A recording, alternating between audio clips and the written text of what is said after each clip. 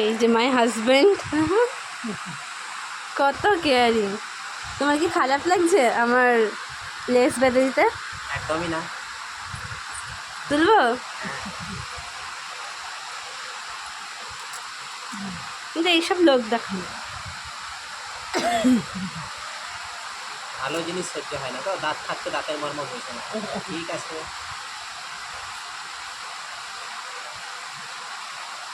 নমস্কার